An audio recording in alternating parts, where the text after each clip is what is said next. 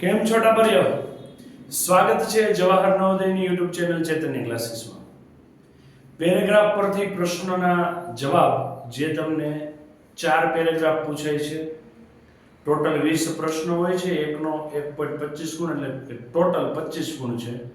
અને પેરેગ્રાફમાંથી જ તમારે જવાબ હોય છે એટલે ઈઝી પડે એવું છે. ફક્ત પ્રેક્ટિસ કરવાની જરૂર છે. આખો પેરેગ્રાફ શાંતિથી વાંચવો, આપેલા 4 ઓપ્શન ચેક કરવા અને પછી ટીક કરવું, જેથી કરીને 25 માંથી 25 ગુણ પૂરા મળી શકે. નવોદય ક્લિયર કરવા માટે 2 ફેઝની અંદર માર્ક્સ ન જાય એનું ધ્યાન રાખવાનું છે. એક આકૃતિવાળા પ્રશ્નો જે 50 ગુણના છે અને પેરેગ્રાફના પ્રશ્નો જે 25 ગુણના છે. 75 માર્ક્સ તો ત્યાંથી કવર કરી શકશો. પછી ગણિતની અંદર 25 માંથી કવર કરવાના રહેશે. ઓકે, જોઈએ પેરેગ્રાફ નંબર 8. લીમડો ભારતમાં ખૂબ મળે છે. આપણે સોસાયટીમાં લીમડાનું વૃક્ષ હોય છે, ગામડે તો લીમડાના વૃક્ષો હોય જ છે. આ લીમડા વિશેની માહિતી આપી છે. અને બીજું, આ જે કંઈ પણ ફકરા નવોદયમાં પૂછાયેલા છે એ છે. એના સિવાય તમે જે કંઈ પણ મટીરીયલ યુઝ કરી રહ્યા છો એની અંદર પેરેગ્રાફ આપેલા છે, એ રીડ કરતા શીખો, એના શબ્દો સમજતા શીખો. તમારી ભાષા બહુ મસ્ત બની જશે, તમારું ગુજરાતી સુધરી જશે અને નિબંધ જ્યાં પૂછાય છે તમને ત્યાં લખવામાં પણ બેનિફિટ, નવા તમને શબ્દો મળશે. લીમડો ભારતમાં ખૂબ મળે છે. સંપૂર્ણ વૃક્ષ છે એટલે શું? સંપૂર્ણ વૃક્ષ એટલે શું? સંપૂર્ણ વૃક્ષ એટલે એની છાલ હોય, એના પાંદડા હોય અને એના ફૂલો બધાયમાં દવાના ગુણ છે, એટલે ઔષધિ છે એક પ્રકારની. એની છાલે ક્યાંક વપરાય છે, એના પાંદડા ક્યાંક વપરાય છે, એના ફૂલો પણ ક્યાંક દવા માટે વપરાય છે. અનેક રોગોના ઈલાજમાં કામ આવે છે. ઈલાજ એટલે સારવાર. તાજા પાંદડામાંથી રસ કાઢવામાં આવે છે. પાંદડાઓને પીસીને તેનો લેપ થોડા ગોળની સાથે લઈ શકાય. પાંદડાઓનો રસ કાઢવામાં આવે, રસ પીવામાં આવે તો આપણને તાવ નથી આવતો. અને ચૈત્ર મહિનામાં ત્યાં લીમડે મોર આવે. મોર આવે ઇટ મીન્સ કે એમાં ફૂલો આવે છે. એ તમે ખાવ તો આખું વર્ષ તમને તાવ નથી આવતો. અને કડવા હોય પાંદડા એટલે એ પાંદડાઓને પીસીને ગોળ સાથે ખાવ તો કડવાશ બહુ ન લાગે. બીજું, જખમ હોય, ક્યાંક ઘા વાગી ગયો હોય, આપણને ક્યાંક વાગી ગયું છે, તો થોડાક પાંદડાને પાણીમાં ઉકાળીને ગરમ કરીને સહન થાય એટલે આપણે સહી શકીએ. આપણે આમ ગરમ પાણી રેડીએ, બહુ આમ દાજી ન જાય એટલું લાગે, હુંફાળું પાણી હોય ગરમ, એ ગરમ પાણીમાંથી એ જખમને ધોવાનું છે. પાણીમાં ઉકાળવાના એ પાંદડાની જે ઉકાળેલું પાણી છે એ જ્યાં તમને ઘા વાગી ગયેલો છે એના ઉપર પાણી તમે રેડશો તો એ જખમ તમારો ઓછો થઈ જશે. લીમડાના તેલના 2 ટીપા જખમ પર લગાવી શકાય. એનું તેલ, લીમડાનું તેલ નીકળે એ ટીપા પર તમે જખમ પર લગાવી શકો છો. એલર્જીના ચકામા હોય તો લીમડો તેના પર થવાવાળી ખંજવાળને દૂર કરવામાં મદદ કરે છે. આપણે સ્કિન ડિઝીઝ થયા હોય, ક્યાંક ખરજવું, આમ બહુ ખંજવાળ આવતી હોય ને એવું થતું હોય તો એ તમે લીમડાની જે ખંજવાળ છે, લીમડો છે, ખંજવાળ દૂર કરવામાં ઉપયોગી છે. લીમડાના બીજનો લેપ બનાવી તે માથામાં લગાવી અને 10 મિનિટ ધોઈ નાખવાનો. પેસ્ટ બનાવી આખો આમ લેપ જેવું બનાવી અને માથામાં નાખવાનું. પછી 10 મિનિટ પછી માથું ધોઈ નાખવાનું. તો આનાથી ખોડો અને માથાના ગુમડા મટી જાય. વાળ ઉતરતા હોય કોઈને, બહુ ખરતા હોય તો એ ઓછા થઈ જાય. માથામાં બહુ ખોડો થઈ ગયો હોય તો એ લીમડાનો જે પેસ્ટ બની ગયો હોય, લેપ બની ગયો હોય, એ માથાની અંદર આમ લગાડી દેવાનું. 10 મિનિટ પછી માથું ધોઈ નાખવાનું. પીળિયામાં લીમડો ખૂબ જ ઉપયોગી છે. મધની સાથે તેનો રસ આપી શકાય. આ એક રોગ છે. જો શુષ્ક પગ પર એડીઓ ફાટી હોય તો લીમડાના પાણીમાં પગ બોળીને રાખવાના. આ એકદમ ડ્રાય સ્કિન થઈ ગઈ હોય, એકદમ કોરી ચામડી થઈ ગઈ હોય અને ખાસ કરીને જે પગની એડી છે ને તળિયામાં ક્રેક પડી ગઈ હોય, ઝીણી આમ લાઈનો થઈ ગઈ હોય, ચામડી ફાટી ગઈ હોય, તો લીમડાનું પાણી હોય ને એમાં પગ બોળીને રાખવાની. મસ્ત મજાના સ્મૂથ પગ થઈ જશે. અને આપણે એડવર્ટાઇઝ જોઈએ એમાં જોઈએ છે, ખબર છે ને, લીમડાનો સાબુ હોય મસ્ત મજાનો, એ પણ ઉપયોગી છે. લીમડાના સાબુથી નાવું સારું છે. લીમડાનું દાંતણ છે, આવું બધું છે. લીમડાના પાંદડાનું ચૂર્ણ અનાજ અને દાળોને સુરક્ષિત રાખવા માટે કામમાં લેવામાં આવે છે. લીમડાના પાન હોય એનો ભૂકો થઈ ગયો હોય પછી એને અનાજ અને દાળ, જેટલી પણ દાળ છે, આપણે ખાવામાં જે દાળ યુઝ કરીએ છીએ, મસૂરની દાળ, તુવેરની દાળ, એની અંદર તમે રાખી મૂકો તો એમાં જીવાત નથી પડતી. નવા વર્ષના દિવસે લીમડાનું વિશેષ મહત્વ છે, કારણ કે સારા સ્વાસ્થ્ય અને દીર્ઘાયુનું પ્રતીક માનવામાં આવે છે. નવા વર્ષે ઘરમાં લીમડો રાખવામાં આવે, એ લીમડાના પાન છે, એનું પાણી છે, પીવા માટે ઉપયોગી થાય છે. એનાથી શું થાય? કેમ કે એનાથી આપણું સ્વાસ્થ્ય, આપણું શરીર સારું થાય ને. દીર્ઘાયુનું પ્રતીક, દીર્ઘાયુ એટલે શું? લાંબુ જીવવું. દીર્ઘાયુ એટલે શું થશે? લાંબુ જીવવું, એનું પ્રતીક માનવામાં આવે છે. જોઈએ સવાલો હવે. લીમડાના બીજ શેના માટે સારા છે? લીમડાના બીજ શેના માટે સારા છે?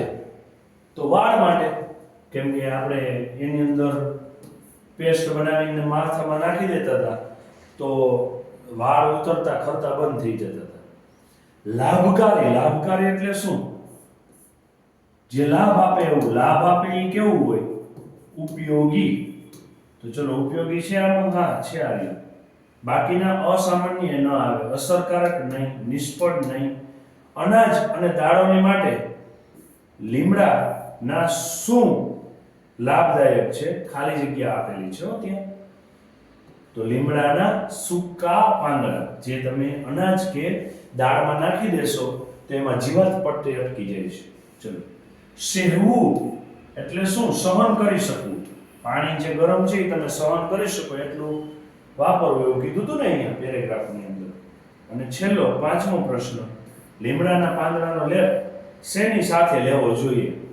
પાણી હારે થોડુંક લેવાય, દૂધ હારે નહીં, માખણ હારે નહીં, ગોળ સાથે. એટલે પેલું કડવું હોય એની સામે થોડીક ગળપણ આવી જાય. રેડી છે? મસ્ત મજાનો લીમડા વિશેનો પેરેગ્રાફ હતો. હવે તમને ક્યાંક વૃક્ષોનું મહત્વ પૂછવામાં આવે તો એ વૃક્ષોનું મહત્વ સંબંધિત કોઈ પણ નિબંધ છે, પેરેગ્રાફ છે, તો એની અંદર પણ આ પેરેગ્રાફ તમે લખી શકો. એટલે ખાલી વાંચીને પ્રશ્નનો જવાબ આપી દેવો એવું નથી. થોડુંક સમજવાનું, યાદ રાખવાની કોશિશ કરવાની, જેથી કરીને તમારે ગુજરાતી જેવા વિષયોમાં કંઈ પણ પૂછાય તો ઈઝી રહે. ક્લિયર છે? ચલો નેક્સ્ટ પેરેગ્રાફ જોઈએ.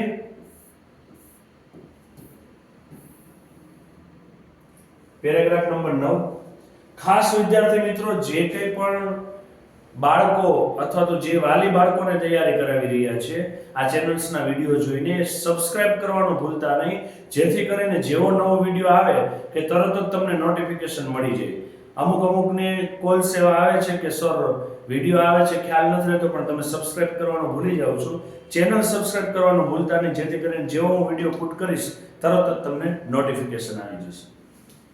નેક્સ્ટ પેરેગ્રાફ નંબર 9, એમાં તુલસીના છોડ વિશે છે. આગળ જોયું એમાં લીમડા વિશે હતું.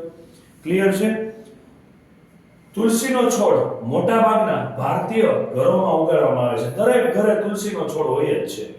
બીજું, શું કરવા એમાં સરસ સુગંધ આવે છે અને એના પાનનો ઉપયોગ પૂજા કરવા માટે ઉપયોગ થાય છે. ભગવાનની પૂજા, આપણે ઘરે સત્યનારાયણ ભગવાનની પૂજા હોય, કથા કરતા હોય ત્યારે સત્યનારાયણ ભગવાનની પૂજાની અંદર સહસ્ત્ર નામ, 1000 ભગવાન વિષ્ણુના નામ બોલવાના હોય છે.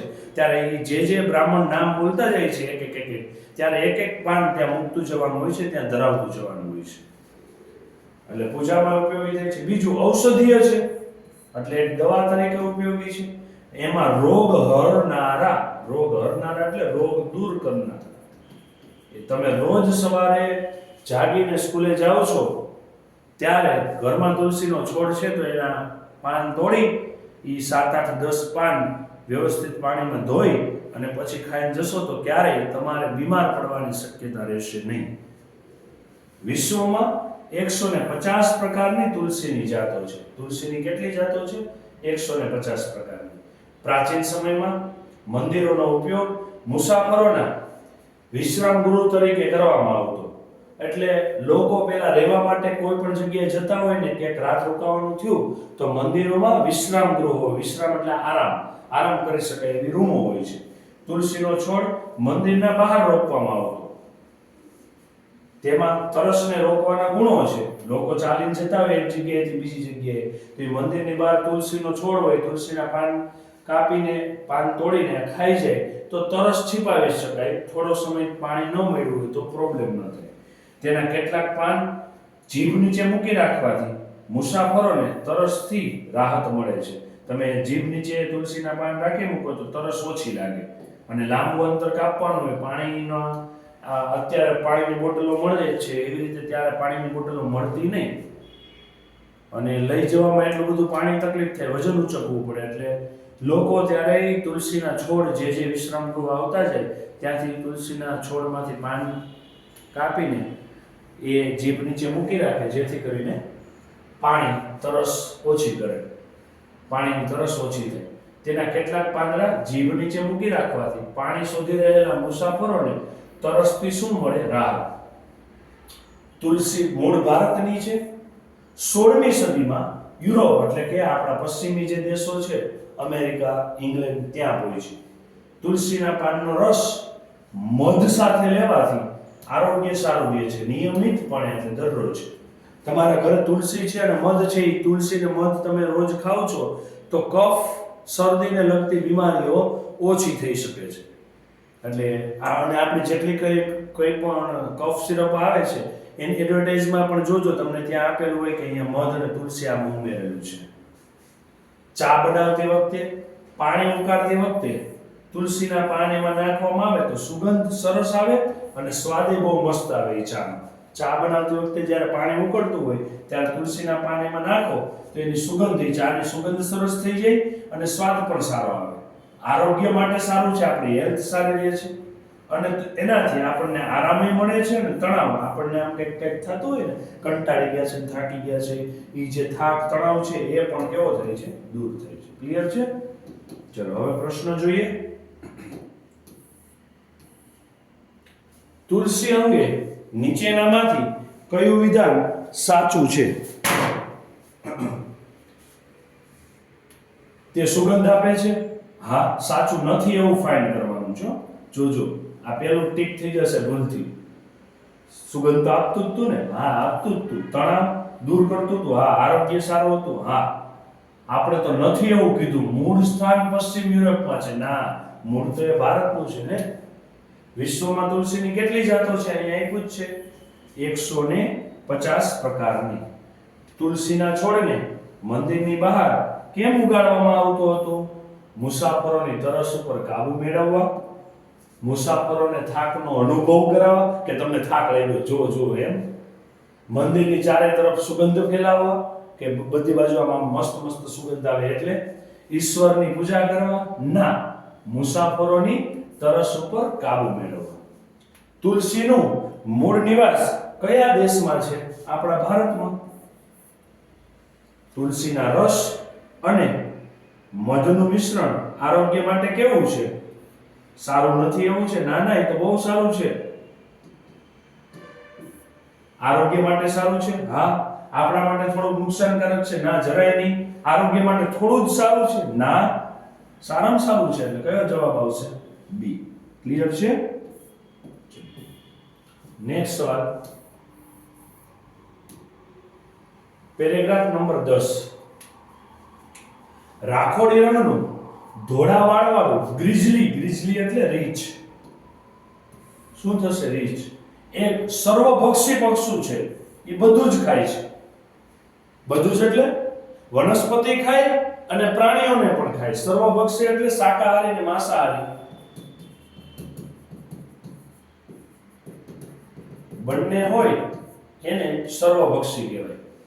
એટલે જો લખ્યું એનો અર્થ એવો થાય કે વનસ્પતિ અને પશુ બંનેનું ભોજન કરે છે. કેમ કે તે પોતાના કુદરતી નિવાસ સ્થાનનું પ્રમુખ પશુ છે. એ જ્યાં રહે છે ત્યાંનું એ મેન પ્રાણી છે. તે મોટા પશુઓનો પણ શિકાર કરે છે. આ રાખોડી રંગનું ગ્રીઝલી છે, એનાથી મોટા પશુ હોય ને એને મારી નાખે. છતાં પણ સામાન્ય રીતે નાના પશુઓનું જ ભોજન કરે છે. એ લગભગ મોટે ભાગે જે કે પણ પશુઓ મારી ખાય છે એ નાના પશુઓ જ હોય છે. જે પણ ભોજન આ રીંછ કરે છે તેનું મોટું પેટ ભરવા માટે તેની માત્રા ખૂબ જ વધુ હોય છે અને એને કંઈ થોડું ખાવા ન જોઈએ, બહુ જાજુ એવું જોઈએ. એનું પેટ જ એવડું છે. હંમેશા તેનું ભોજન નાની માત્રાઓમાં જ પ્રાપ્ત થાય છે. નાની માત્રાઓમાં પ્રાપ્ત થવું એટલે શું? નાના પશુઓને મારે તો જ મેળ પડે છે. આથી ભોજનની શોધ કદી પણ એની સમાપ્ત થતી નથી. એટલે ક્યારેય ધરાતું નથી. સતત ખાવાનું જ ગોતતું હોય. વસંત ઋતુમાં એ શું ખાય? વસંત ઋતુમાં કેમ બોલું ઓકે વસંત ઋતુમાં આ રીંછ ઘાસ ખાય, પાંદડા ખાય, મૂળિયા ખાય, શેવાળ ખાય. આ વસંત ઋતુમાં આવું ખાય. વસંત ઋતુ એટલે શું? જ્યાં વૃક્ષોની અંદર મસ્ત મજાના કલરફુલ ફૂલો આવ્યા હોય એ સીઝન, એટલે આપણે હોળી ધૂળેટીનો સમય. તો આ વસંત ઋતુમાં રીંછ ઘાસ, પાંદડા, મૂળ અને શેવાળ ખાય. હંમેશા કીડીઓ, વાંદા, રેતી કીડો અને બીજા કીડાઓની શોધમાં તે નાના પથ્થરો અને મોટા ખડકોને પણ ઉથલાવી દે. અને જોજો તમે જ્યાં જ્યાં પથ્થરો પડ્યો ને નીચે આવું બધું રહે, કીડી હોય, વાંદા હોય, રેત કીડો હોય, બીજા નાના નાના કીડા હોય, આને ખબર હોય. એટલે ખાવા હાટું નાના નાના પથ્થરો, મોટા મોટા પથ્થરો એને માથું મારે મારે એ ઉથલાવી દે. આવું તો છે આ રાખોડી રંગનું ગ્રીઝલી. લે નામ કેવું મસ્તીનું પૂછકા. ચલો, રાખોડી રંગનું ધોળા વાળવાળું ગ્રીઝલી શું ખાય છે? વનસ્પતિ અને પશુ બંને. શું ખાય છે? વનસ્પતિ અને પશુ બંને. ફક્ત મોટા પશુ ના, નાના પશુ ના, ખાલી પાંદડા શેવાળ ના, એ તો બે ખાય છે. નેક્સ્ટ, આ મોટા પશુઓનો શિકાર પણ કરી શકે છે. કારણ શું?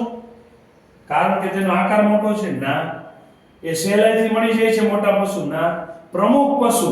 પ્રમુખ પશુ એટલે શું? એને હાલે બધું અહીંયા એનું જ હાલે, એને ઈ કેમ જ થવું જોઈએ એમ બધું, એટલે મેન પ્રાણી છે. વધુ ભોજન મળે એટલે ના, પ્રમુખ પશુ હોવાને લીધે. ત્રીજો પ્રશ્ન, રાખોડી રંગનું ધોળા વાળવાળું રીંછ ખાલી જગ્યા ઋતુમાં હંમેશા ઘાસ, પાંદડા કે મૂળ જ ખાય છે. વસંત ઋતુ તે ખડકની નીચેથી ખાલી જગ્યા ખાતું નથી. ખડકની નીચેથી શું નથી ખાતું? વનસ્પતિ, શેવાળ, વાંદા, જંતુ, આ બધું હોય છે ખડક નીચે. એટલે વનસ્પતિ ખડક નીચે ન હોય, એ નથી ખાતું. સર્વભક્ષી કેમ કહેવાય છે? કારણ કે તે શું ખાય છે? પશુ અને વનસ્પતિ બંને ખાય છે. શું ખાય છે?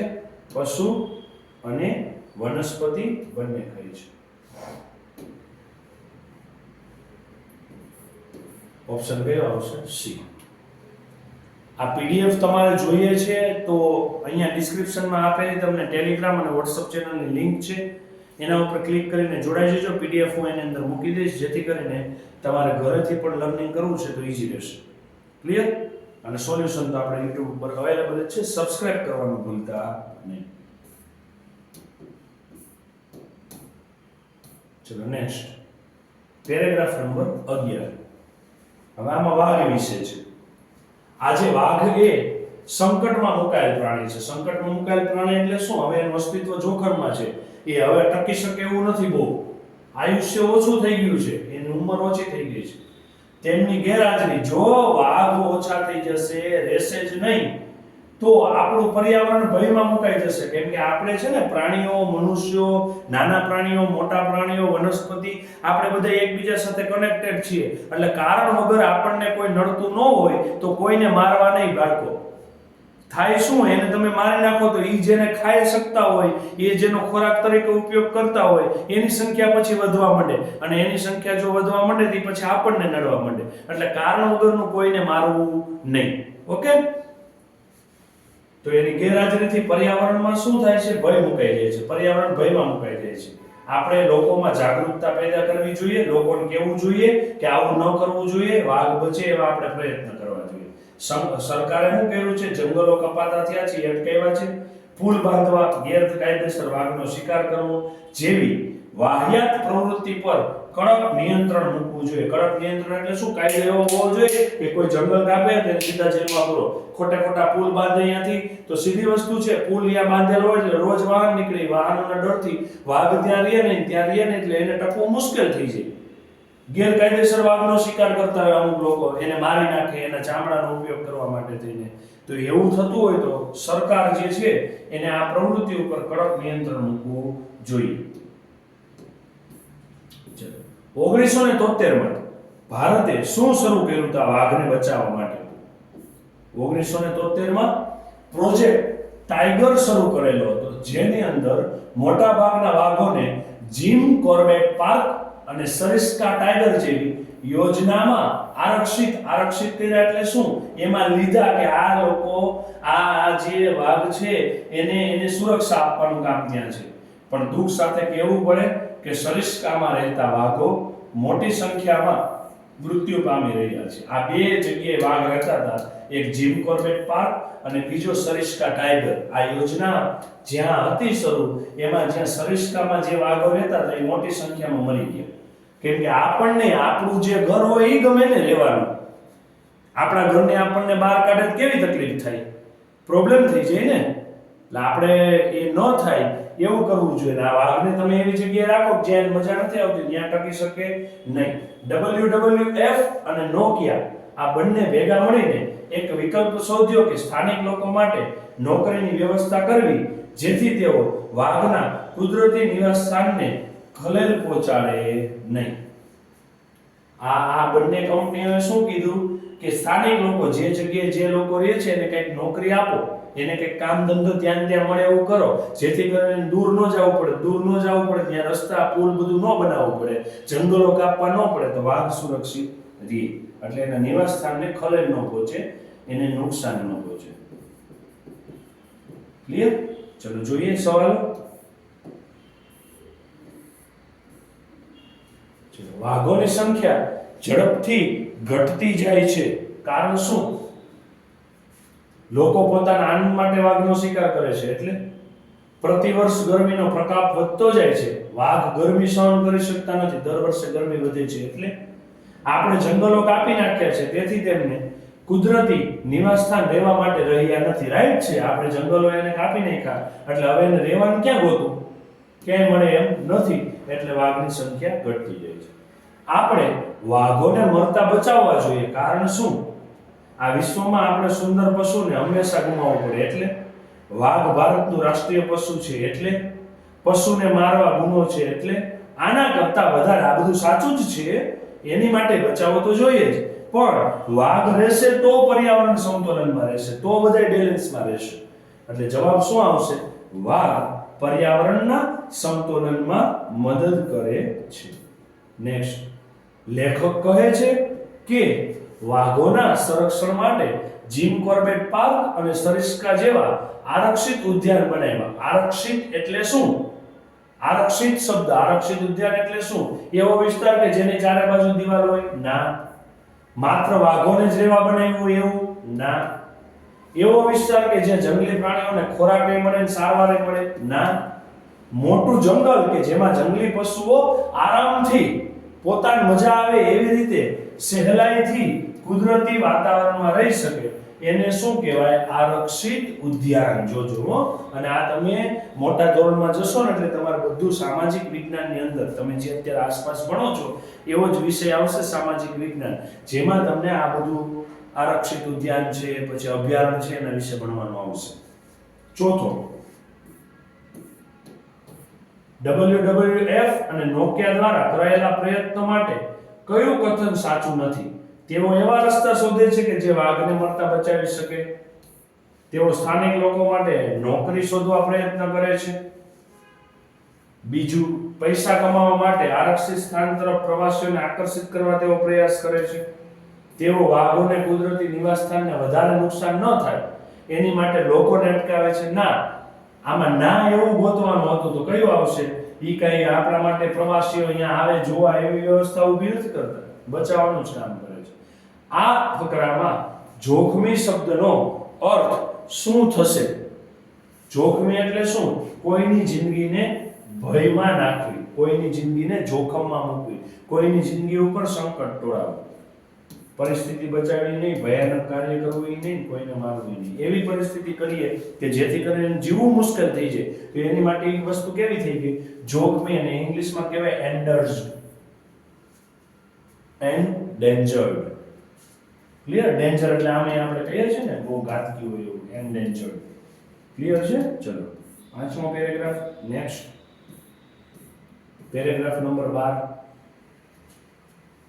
6 દિવસના સતત વરસાદ પછી નરેનના નાનકડા ખેતરનું નાળું ઉન્મત્ત નદી બની ગયું. એક નરેન નામનો વ્યક્તિ છે, એનું એક નાનકડું ખેતર છે, એની બાજુમાં પાણી જાય એવું નાનકડું નાળું છે. 6 દિવસ એટલો વરસાદ પડ્યો કે નાનકડું નાળું એક ગાંડી નદી, ઉન્મત્ત એટલે ગાંડી.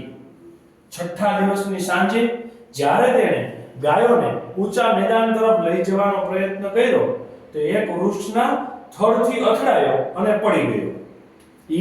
એટલો બધો વરસાદ પડ્યો તો તેની ગાયોને હવે ક્યાંક ઊંચાણવાળા વિસ્તાર ઉપર લઈ જાવ, કેમ કે અહીંયા તો પાણી આવી ગયું છે, પૂરની પરિસ્થિતિ ઊભી થઈ છે, અને લઈને ઉપર જતો હતો તો એક વૃક્ષ સાથે અથડાણો અને પડી ગયો. એક બે પળ માટે તો એ સાવ ઠંડો પડી ગયો, એટલે આમ બેભાન જેવું થઈ ગયું.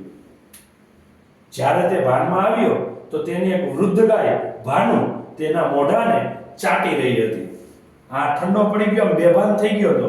જ્યારે એનામાં આંખો ખુલી ત્યારે જોયું કે એની પાસે એક ગાય હતી, એક વૃદ્ધ ગાય, ઘરડી ગાય, જેનું નામ હતું ભાનુ.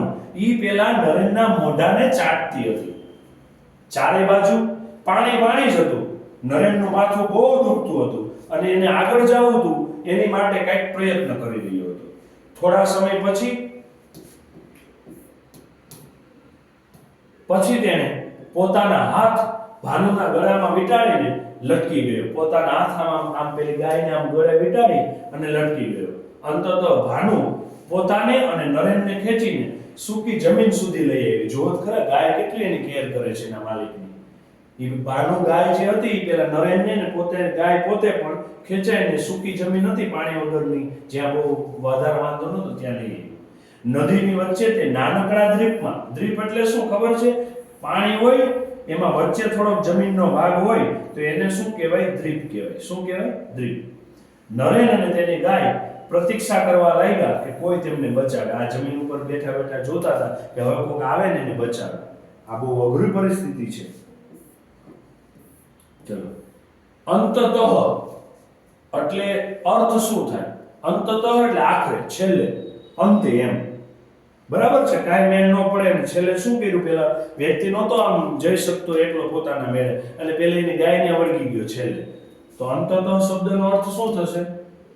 આખરમાં એટલે કે છેલ્લે. ભાનુ નામની ગાય નરેન માટે ચિંતાતુર હતી? ના. નરેનને પાણી નાખવા માંગતી હતી? ના. નરેનને આજુબાજુ ફેરવવા માંગતી હતી? ના. એના મોઢાને ચાટવું એને ગમતું. દ્વીપ શબ્દનો અર્થ શું થશે? પાણીથી ઘેરાયેલો ભૂભાગ, સમુદ્ર સુધી ફેલાયેલો ભૂભાગ. નરેન અને તેની જે ગાયો જઈ રહી હતી તે, એના કરતા શું આવશે? જ્યાં ભાનુ રહેતી હતી તે નહીં, પાણીથી ઘેરાયેલો ભૂભાગ. મેં કીધું હતું ને, આ ફરતી બાજુ પાણી હોય ને વચ્ચે જમીન હોય. અહીંયા પાણી હોય, આ જમીન હોય, તો આ જમીનનો જે ભાગ છે એને શું કહેવાય? દ્વીપ. નરેન કેવી રીતે પડી ગયો?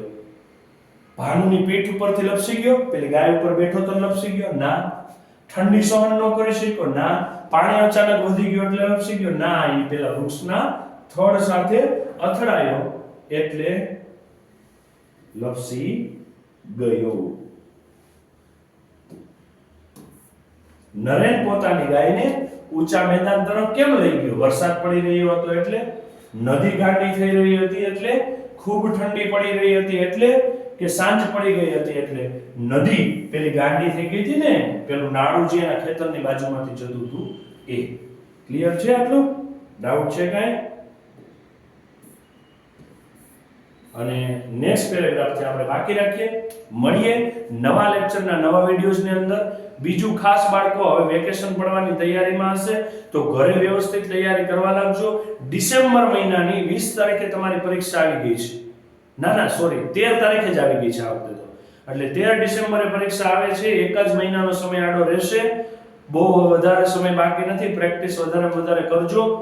નવી સિરીઝ શરૂ કરવા જઈ રહ્યા છીએ દિવાળી પછી, પેપર પ્રેક્ટિસની. એની પહેલા તમારો સિલેબસ કમ્પ્લીટ રાખજો, જેથી કરીને તમને કશે પણ પ્રોબ્લેમ ના આવે. મળીએ નવા લેક્ચરમાં, નવા વિડીયોમાં, નવા પેરેગ્રાફ સાથે. ત્યાં સુધી ટાટા, બાય બાય. મસ્ત મજાના ફટાકડા ફોડજો, નવા વાવા પહેરજો, પણ હા, ફટાકડાથી બીજાને નુકસાન ન જાય એવું કરજો. ઓકે, મળીએ. Tata, bye bye.